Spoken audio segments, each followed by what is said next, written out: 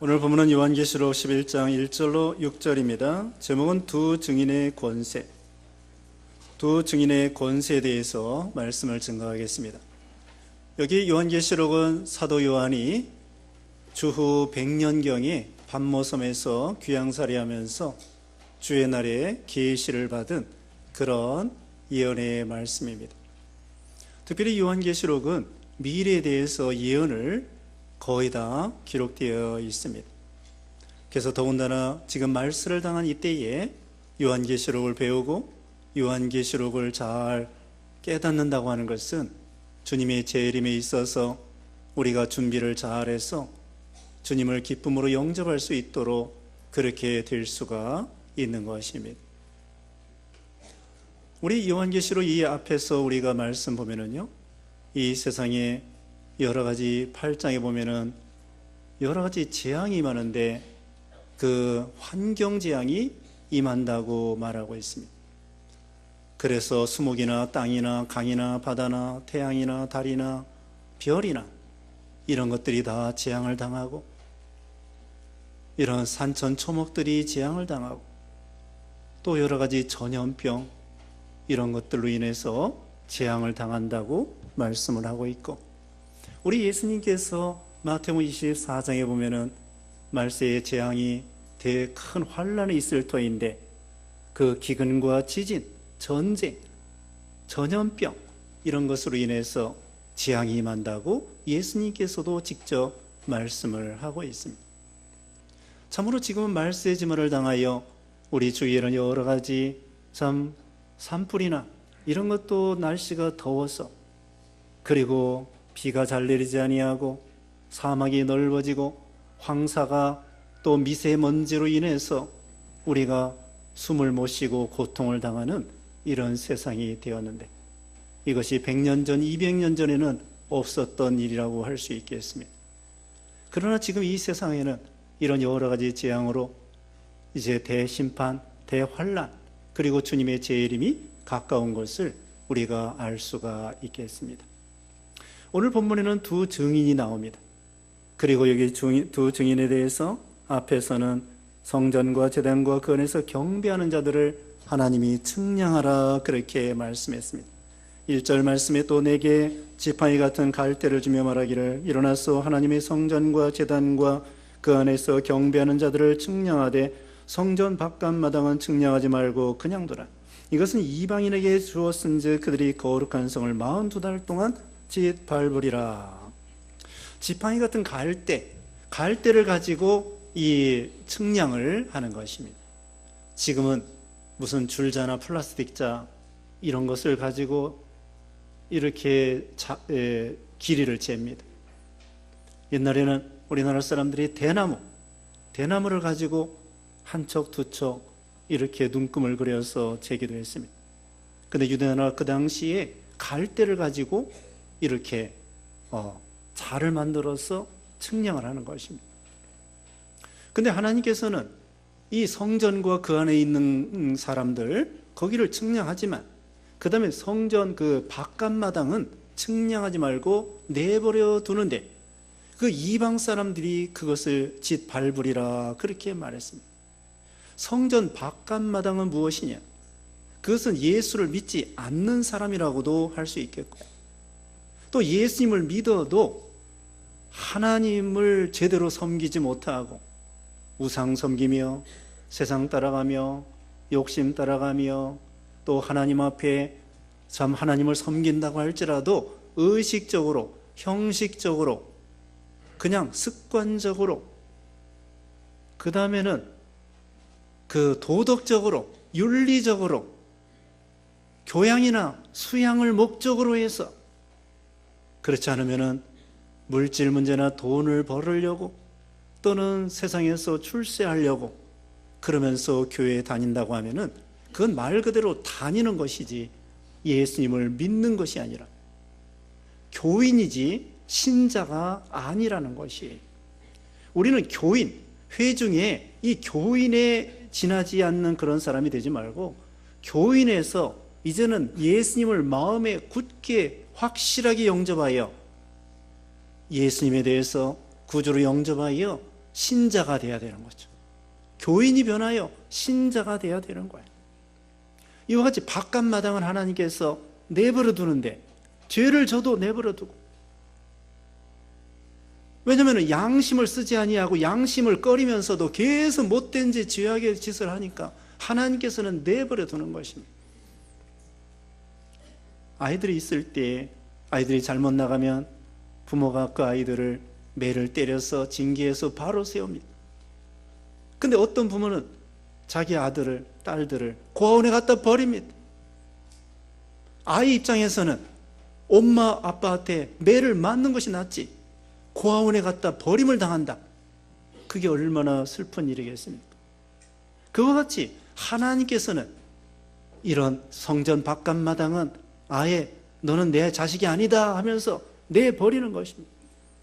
우리는 그런 버림받는 사람이 되지 말고 하나님 앞에 측량받는다고 해서, 측량받는다고 하는 것은 하나님의 돌보심을 받고 권고함을 받고 하나님의 간섭을 받고, 여러분 간섭을 받는 것이 좋은 거예요. 부모의 간섭을 받는 것이 좋은 거예요. 탕자가 부모 간섭 받기 싫어가지고 도망가서 제멋대로 했지만은 다 실패하고 거지가 돼서, 부모의 지도와 간섭을 받는 거 좋은 거고, 멍에를 매는 것이 좋은 거고, 교회의 제도에 매이는 게 좋은 거고, 가정의 남편과 아내가 서로 매여 있는 게 좋은 거고. 결혼할 때 반지를 끼지요. 반지를 끼고 커플 옷을 입고 커플 반지를 끼고. 그거 왜 그래요? 제가 생각할 때에는 내가 당신에게 속한 것입니다. 당신에게 매인 것입니다. 그런 뜻이 아닐까요? 남편은 아내에게 매이고 아내는 남편에게 매이고, 그게 좋은 거예요. 내어놓은 망아지처럼 제멋대로 사는 거 좋은 것이 아닙니다. 성전 바깥 마당은 하나님께서 내버려 두지만 성전 안에 있는 사람들을 하나님께서 돌봐 주시고 간섭하시고 책망하시고 인도하시고 역사해 주시고 또 도와주시고. 성전 안에 측량을 받는 사람이 누구냐? 세 가지입니다. 성전 생활하는 사람, 제단 생활하는 사람, 그 안에서 경배하는 사람이라고 그랬습니다. 이런 사람들을 하나님께서 인정해 주시고 돌보아 주시는데, 첫 번째로 성전 생활하는 사람이 누구냐? 구약시대에는요 성막이 있었고 성전이 있었는데, 그 성전에 하나님을 만나는 것입니다. 출애굽기 25장, 출애굽기 25장 22절에 거기에서 모세를 하나님께서 만나 주신다고 했습니다. 성막, 성전에서 하나님을 만나는 장소입니다. 그래서 성막을 다른 말로 또 회막이라고도 합니다. 모여서 회중들이 모인 곳이라고 해가지고 회막이라고도 하는데, 아무튼 성막은 하나님을 만나는 곳이고 하나님이 계신 곳이고, 물론 우리 하나님은 온 우주에 충만하셔요. 안 계신 곳이 없습니다. 하나님이 안 계신 곳이 없는데, 솔로몬이 성전을 지은 다음에 이렇게 말했죠. 하나님은 하늘의 하늘들의 하늘이라도 용납하지 못하겠거든 하물며 사람이 지은 이 성전이겠습니까? 다만 이 성전에 와서 이 성전을 향하여 하나님께 기도하면 하나님께서 하늘에서 그 기도를 들어서 응답해 주시옵소서. 그게 바른 기도입니다. 하나님이 그 좁은 성전에만 계시는 것이 아니라 그 성전은, 성막은 하나님이 계신다고 하는 상징을 보여주는 거예요. 하나님은 어디에 계셔요? 온 우주에 안 계신 곳이 없는 그 하나님. 다만 성막이나 성전은 하나님이 계신 곳을 상징하는 거예요. 그런데 이 구약시대에는 성막, 성전이 있었는데, 이제 신약시대에는요 뭐가 성전이 되겠는가? 이 예배당은 성전이 아닙니다. 예배당은 그냥 예배 드리는 장소예요. 이 신약시대의 성전은 예수님이 성전이에요. 하나님이 계신 곳이잖아요. 그래서 요한복음 2장 21절에 예수님의 몸이 성전이라고 그랬습니다. 그리고 또한 고린도전서 3장 16절에는요 우리 성도들의 몸이 하나님의 성전이라고 그랬습니다. 우리가 예수 믿는 순간에 말씀과 성령으로 거듭나서 우리 마음에 성령님께서 들어와 계셔요. 그래서 우리 각 사람이 하나님의 성령님이 들어와 계시는 성전이라 이 말이죠. 근데 이 성령님도 성부, 성자, 성령 삼위일체 하나님이 온 우주에 충만하신데 그 충만하신 성령께서 우리 좁은 우리 마음에 들어와 계시는 거예요. 이것이 또한 얼마나 하나님의 긍휼과 은혜의 역사 아니겠습니까? 우리같이 죄인들, 부족한 우리들을 하나님이 그 거룩한 성전을 삼으시고 우리 마음에 들어와 계신다는 거예요. 그리고 이 성전의 개념은 교회가 성전입니다. 이 교회는 하나님의 집이라고 그랬습니다. 디모데전서 3장 15절에는 이 집은 살아계신 하나님이 교회요 진리의 기둥과 터니. 교회가 하나님의 집이고 성전이에요. 교회라는 건 뭐냐? 이 예배당이 아니라 우리 성도들이 모인 단체가 교회예요. 그래서 두세 사람이 예수 이름으로 모이면 나도 그들 중에 있다. 지금 우리가 수백 명, 한 500명이 모여서 예배 드리잖아요. 이 가운데 두세 사람이 모여도 예수 이름으로 우리 하나님이 함께 계신다는 거예요.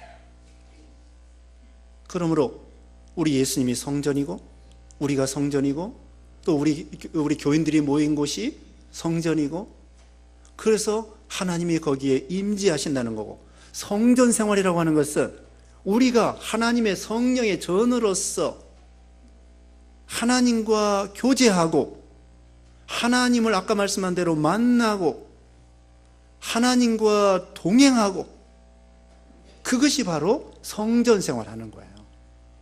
안나와 시므온이가 아기 예수님을 만나게 되었어요. 왜?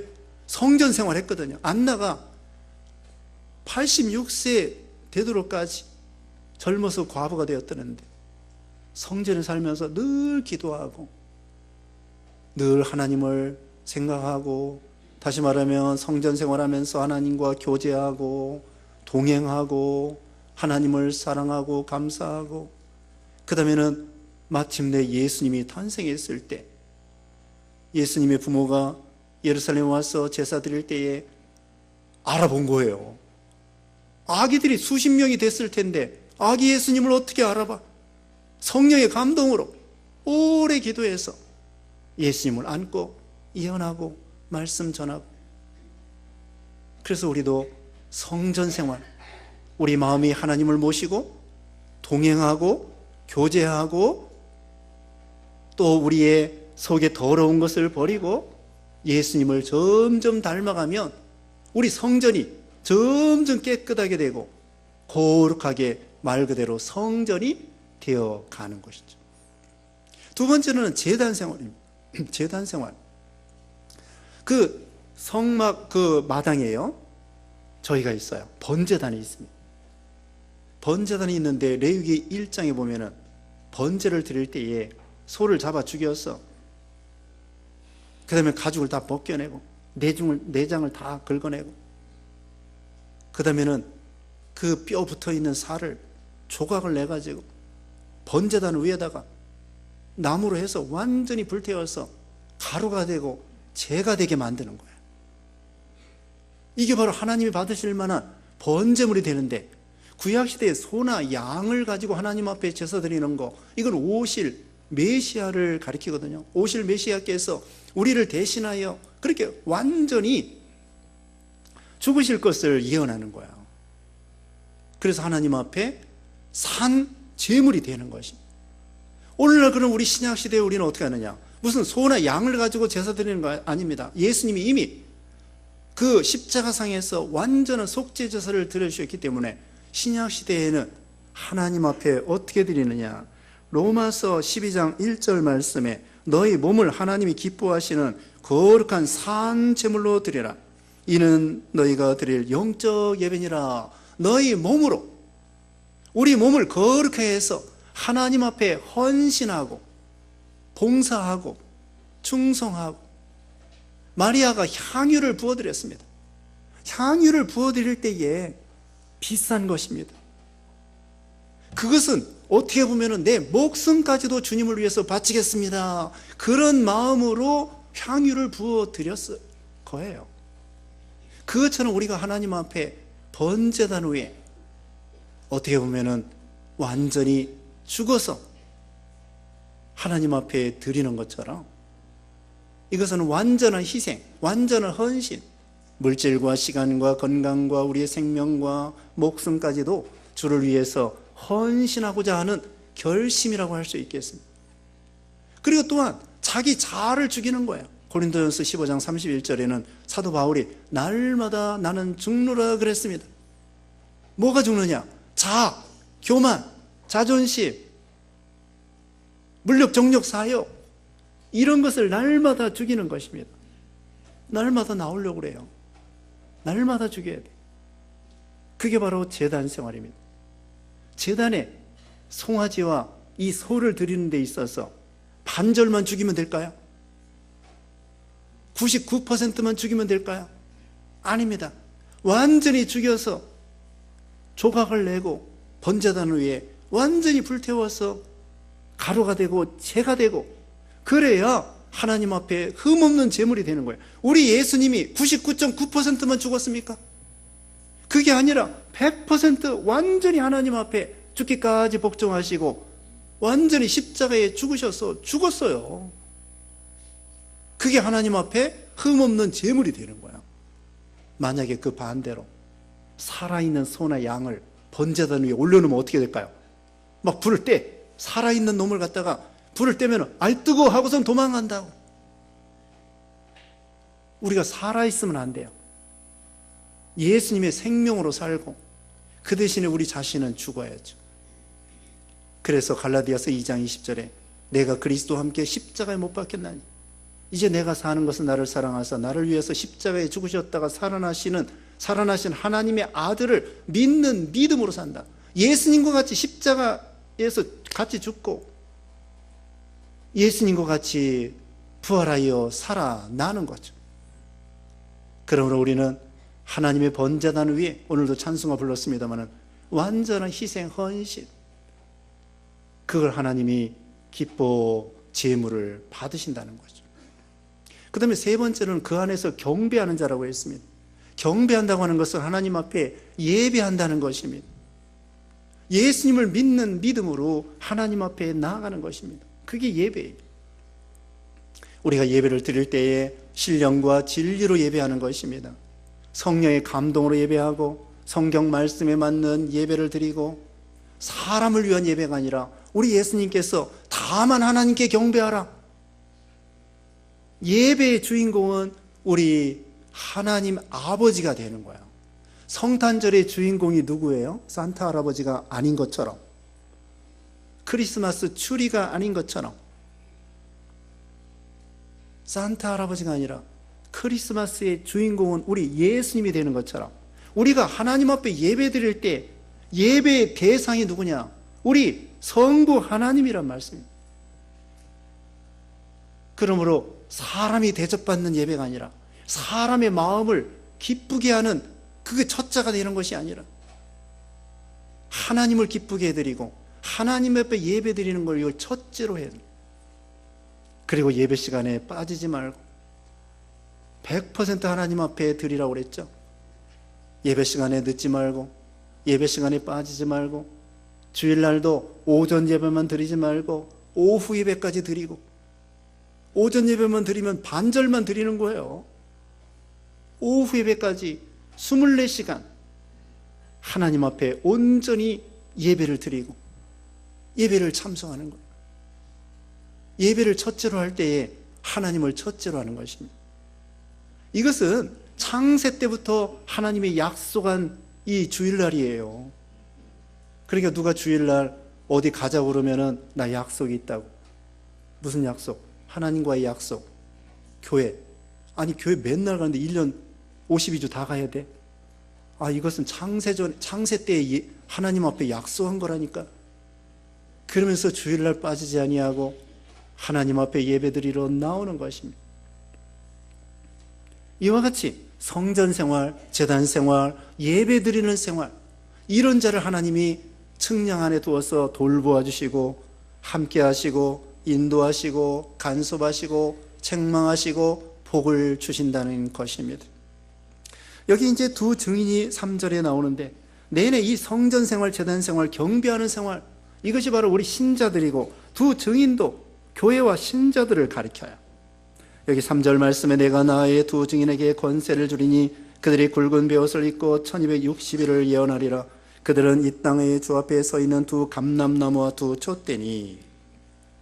두 증인이 누구냐? 두 감람나무와 두 촛대라고 했는데 두 감람나무는 스가랴 4장에 의해서 스가랴 4장 12절에 보면 두 감람나무, 두 올리브나무가 바로 예수 그리스도를 상징하는 거예요. 그리고 두 촛대는 무엇이냐? 요한계시록 1장 20절에 보면 두 촛대는 교회를 가리킵니다.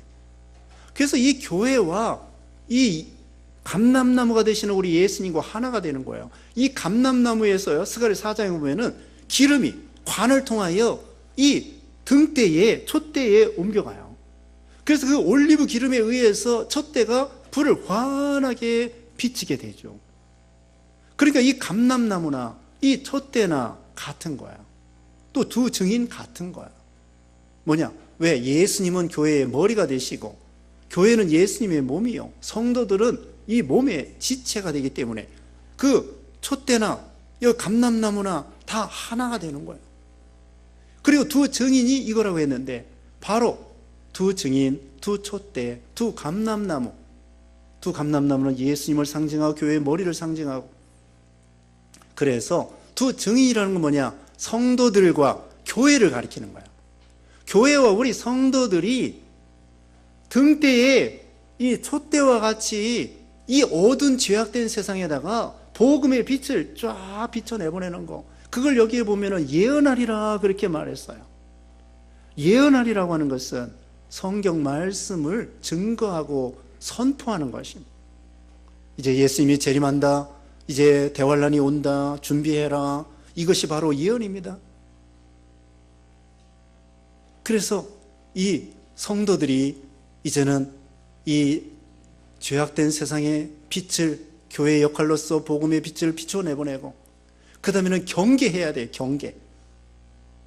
이제 환란이 가깝습니다. 주님의 재림이 가깝습니다. 준비해야 됩니다. 슬기로운 다섯 처녀와 같이 등불을 준비해야 되고 기름을 준비해야 됩니다. 복음의 빛을 비춰내보내야 되고, 아직도 사망 가운데 있는 사람들에게, 그들에게 복음을 선포하고. 교회는요, 유람선이 아닙니다. 크루즈 유람선이 아니라 교회는 전투함이고 교회는 구조선이에요.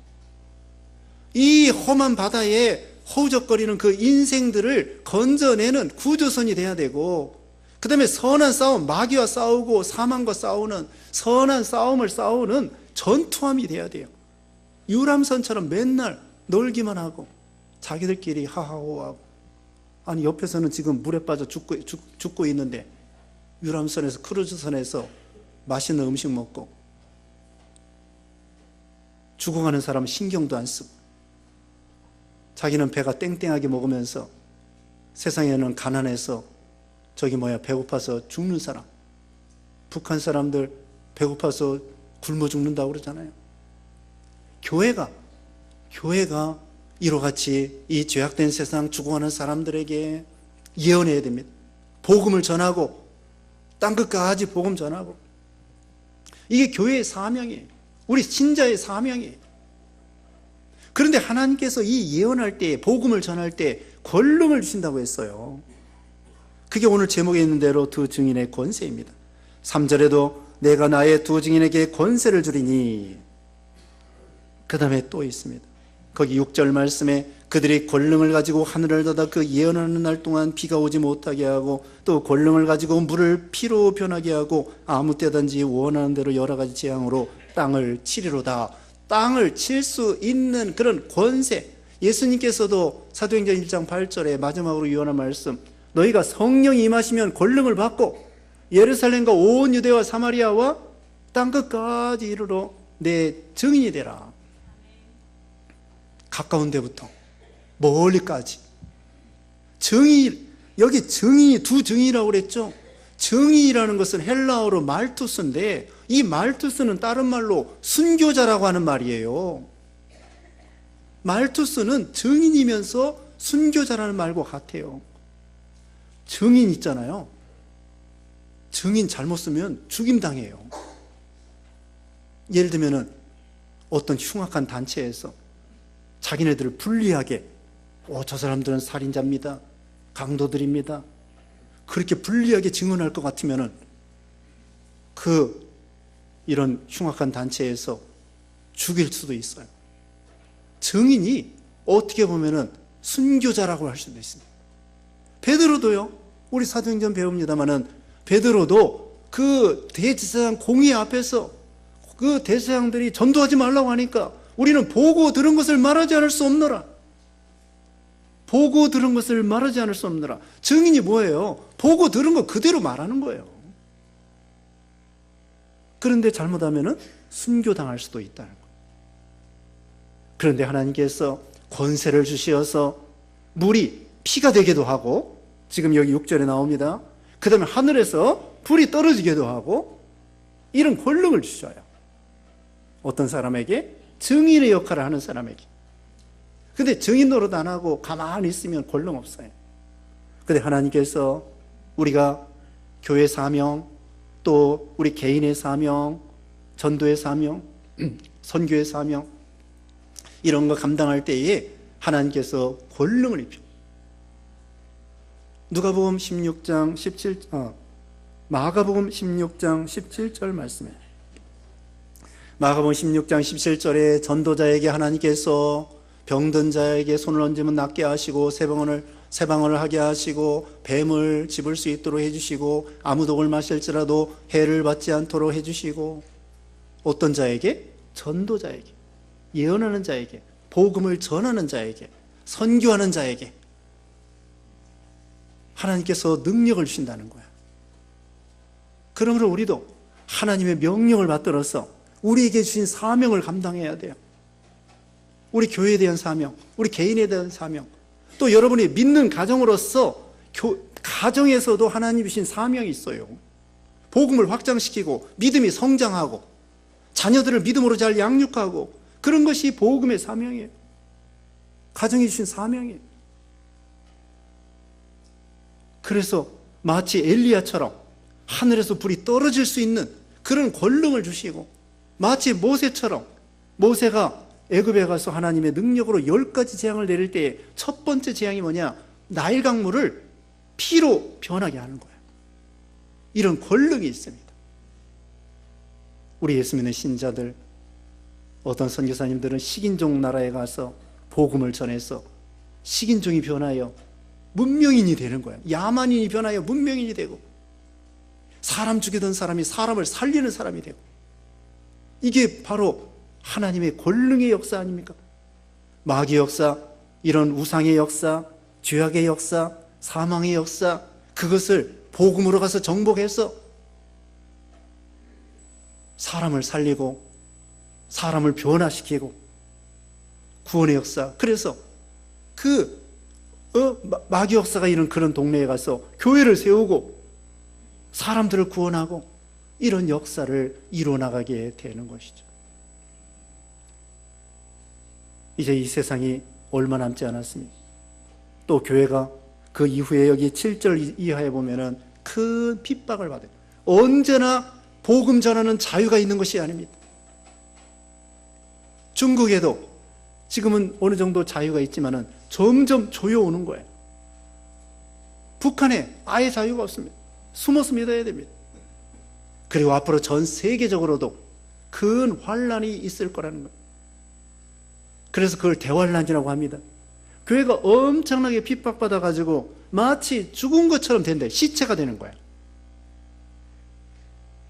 그러다가 나중에 이제 예수님이 재림하면은 여기 11절에 나옵니다. 11절에 3일 반 후에 하나님께로부터 생기가 그들 속에 들어가매 그들이 발로 일어서니 구경하는 자들이 크게 두려워하더라. 12절에 하늘로부터 큰 음성이 있어 이리로 올라오라 함을 그들이 듣고 구름을 타고 하늘로 올라가니 그들의 원수들도 구경하더라. 예수님이 구름 타고 재림할 때에 하늘에서 하나님께서 이리로 올라오너라 하면은 우리 살아있는 사람들이 신령한 몸으로 변화돼서 부활의 몸으로 올라가는 거예요. 그 다음에 무덤 가운데 있는 사람들이 먼저, 우리보다도 먼저 신령한 몸으로 부활의 몸이 되어서 하나님이 올라오라고 하니까 쫙 올라가는 거예요. 그래서 이게 바로 성도들의 휴거, 부활과 휴거입니다. 궁극적으로 이제 신앙의 자유를 가지고 복음을 전하다가 엄청나게 핍박을 당해서 전도도 못할 때가 와요. 복음의 문이 닫힐 때가 와요. 그리고 엄청난 핍박을 통하여 교회가 거의 죽은 것처럼 돼요. 그러다가 예수님께서 구름 타고 재림하실 때에 하나님께서 이리로 올라오라 하면은 죽은 자들에게 살아나서 부활해서 올라가고, 살아있는 사람이 변화돼서 똑같이 올라가고, 공중에서 영광 중에 예수님을 만나게 되는 것입니다. 그러므로 우리도 이 세상에 있는 동안에 큰 환난과 핍박이 오기 전에 신앙의 자유가 있을 때 두 증인으로서 증인의 사명을 잘 감당하고, 그 다음에는 하나님 앞에 측량받는 성전 생활, 제단 생활, 그 안에서 경배하는, 예배하는 생활을 함으로 하나님의 돌보심을 받고 복을 받는 여러분 되시기를 주님의 이름으로 축원합니다. 기도하겠습니다. 거룩하신 하나님 감사합니다. 우리를 구원하시기 위해서 예수님 십자가의 온전한 제물이 되시고 또 살아나 주시고 우리가 예수님을 믿음으로 구원받게 해주심을 감사합니다. 이제 주님을 믿는 마음으로 성전 생활, 제단 생활, 그 안에서 경배하는 생활을 하며 또 두 증인으로서 사명을 잘 감당하여 이 환난이 임하기 전에 부지런히 전도하고 선교해서 많은 생명을 구원하는 우리 모든 신앙들 되게 해주셨기를 원하옵고 예수님의 이름으로 기도드리옵나이다. 아멘.